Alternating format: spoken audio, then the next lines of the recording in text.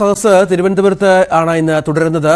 മന്ത്രി മുഹമ്മദ് റിയാസിനൊപ്പം വി അരുണുണ്ട്. അതിലേക്ക് 13 ജില്ലകൾ പിന്നിട്ടപ്പോഴുള്ള അനുഭവം തിരുവനന്തപുരം ജില്ലയിലെ വർക്കലയിലും അത് തന്നെയാണ് കാണുന്നത്.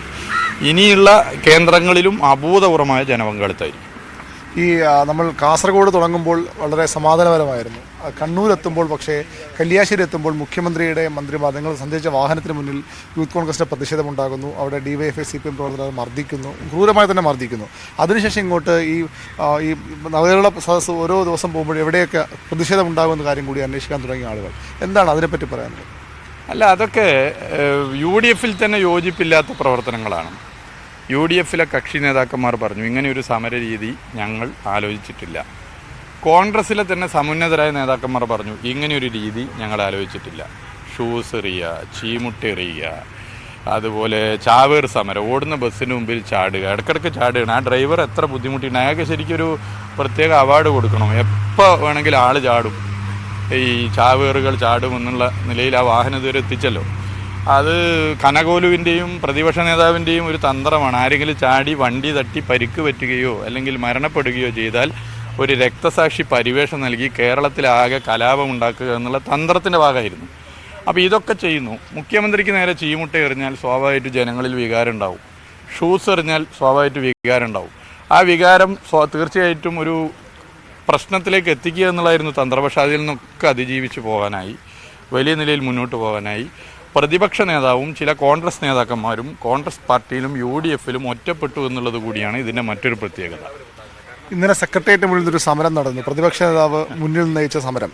അദ്ദേഹം ആദ്യം അവിടെ എത്തുന്നു, ഉദ്ഘാടനം ചെയ്ത് മടങ്ങുന്നു, വീണ്ടും വരുന്നു, പ്രവർത്തകർക്കൊപ്പം മാർച്ച് ചെയ്ത് DCC ഓഫീസിലേക്ക് പോകുന്നു. അവിടെയും അദ്ദേഹം അവർക്ക് സംരക്ഷണം കൊടുത്തു നിൽക്കുന്നു. എങ്ങനെയാണ് ആ സമരത്തെ കാണുന്നത്? നമ്മൾ ഒരുപാട് സമരങ്ങൾ കണ്ടിട്ടുണ്ട്. എന്നാൽ ഒരു സമരത്തിൽ നമ്മൾ കാണുമ്പോൾ എന്താ, കയ്യിൽ പതാക ഏന്തിയിട്ടാണ് ആളുകൾ വരിക. എന്നാൽ ഈ ആണിയടിച്ച പട്ടികയുമായി സമരത്തിൽ വരുന്നത് നമ്മൾ കണ്ടിട്ടുണ്ടോ? അത് ഈ നവകേരള സദസ്സിന്റെ വലിയ ഫ്ലെക്സ് ബോർഡുകൾ അടിച്ചു പൊട്ടിച്ച് അതിൽ നിന്ന് എടുത്താണ്. ഏതിന്ന് എടുത്താണെന്നൊക്കെയുള്ള പരിശോധിക്കേണ്ട കാര്യമാണ്. നവകേരള സദസ്സിൽ നിന്ന് അടിച്ചു പൊളിച്ച ഫ്ലെക്സ് ബോർഡിലുള്ള പട്ടികയാണോ എടുത്തത്, വേറെ ഏതാണോ എടുത്തതെന്നൊക്കെ പരിശോധിക്കേണ്ട കാര്യമാണ്. വളരെ ബോധപൂർവം കലാപം സൃഷ്ടിക്കാൻ വേണ്ടി വരികയാണ്. അതിന് പല കാരണങ്ങളുണ്ട്. ഒന്ന്, പ്രതിപക്ഷ നേതാവ് കോൺഗ്രസിൽ തന്നെ ഒറ്റപ്പെട്ടിരിക്കുന്നു.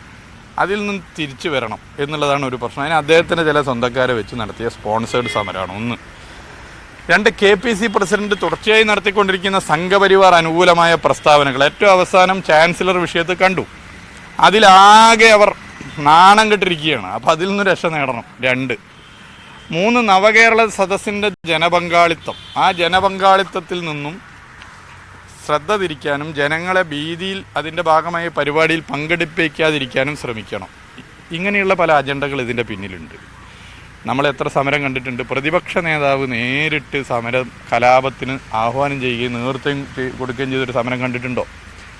ഒരുപക്ഷെ പ്രതിപക്ഷ നേതാവ് സമരാനുഭവം ഇല്ലാത്തത് കൊണ്ടായിരിക്കാം. അദ്ദേഹം അങ്ങനെ സമരാനുഭവങ്ങളിൽ നിന്നും വന്ന ഒരാളല്ല. നമുക്കറിയാം, നേരത്തെ ഉണ്ടായിരുന്ന പ്രതിപക്ഷ നേതാക്കന്മാരെ പോലെയൊന്നും സമരാനുഭവങ്ങളിൽ നിന്നും വന്നതല്ല. അദ്ദേഹം ഒരു മണ്ഡലത്തിലെ MLA ആയി കുറേ കാലം ജയിച്ചു, നേരെ പ്രതിപക്ഷ നേതാവ് ഇങ്ങനെ വന്നതാണ്. അപ്പം അതിൻ്റെ പ്രശ്നമായിരിക്കാം. അതുകൊണ്ടായിരിക്കാം അദ്ദേഹം സമരത്തിന് മൈക്ക് കൈ കിട്ടിയപ്പോൾ വായി തോന്നിയത് വിളിച്ചു പറഞ്ഞു. കയ്യും കെട്ടി നോക്കി നിൽക്കൂല, നിയമം കയ്യിലെടുക്കും.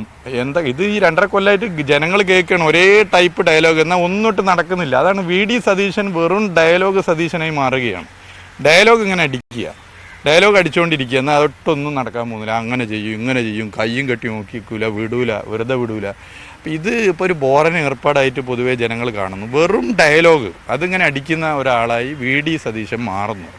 ഇത് പൊതുവേ കാണുകയാണ്. ഞങ്ങളൊക്കെ വളരെ നല്ല നിലയിലാണ് ഇതൊക്കെ സംസാരിക്കാറ്. പക്ഷേ ഒരു ബഹുമാനവും തരാതെ മുഖ്യമന്ത്രിയെയും മന്ത്രിമാരെയും LDF നേതാക്കന്മാരെയും ആക്ഷേപിക്കുന്ന പണിയാണ്. ഗീവ് റെസ്പെക്റ്റ്, ടേക്ക് റെസ്പെക്റ്റ് ആണ്. അപ്പോൾ ഇങ്ങോട്ടിങ്ങനെ ഇത്തരം കാര്യങ്ങൾ നടത്തുകയാണെങ്കിൽ അതേ നിലവാരത്തിലല്ലെങ്കിലും ചിലത് ഞങ്ങൾക്കും പറയേണ്ടി വരും. അപ്പോൾ അതുകൊണ്ട് ഇത് തുടർച്ചയായിട്ട് കേരളത്തിൽ കലാപം ഉണ്ടാക്കാനുള്ള ശ്രമമാണ്.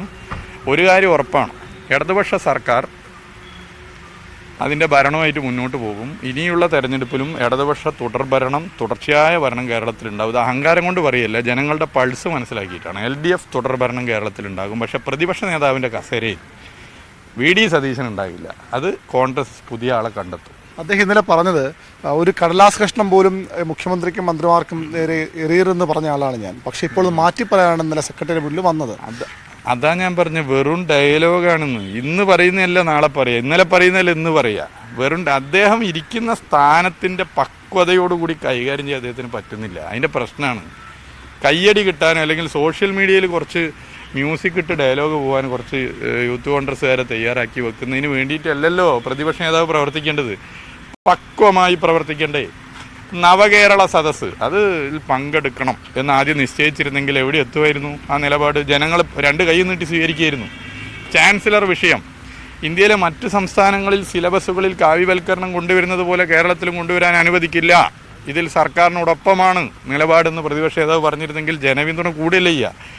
ഇങ്ങനെയുള്ള നിലപാടൊന്നും സ്വീകരിക്കാതെ കോൺഗ്രസ് പാർട്ടിയുടെ പ്രഖ്യാപിത നയത്തിന് വിരുദ്ധമായി അന്ധമായ അധികാരക്കൊതി മൂത്തതിൻ്റെ ഭാഗമായി ഇനിയൊരു കാലത്തും കേരളത്തിൽ അധികാരത്തിൽ വരില്ല എന്ന നിരാശയുടെ ഭാഗമായി LDF സർക്കാരിനെതിരെ BJP ആഗ്രഹിക്കുന്നത് പോലുള്ള സമരങ്ങൾക്ക് നേതൃത്വം കൊടുക്കുകയാണ് കേരളത്തിലെ പ്രതിപക്ഷം. ഈ ഒരു കാര്യമുണ്ട്, അതായത് ഞാൻ അവസാനിപ്പിച്ചൂടെ?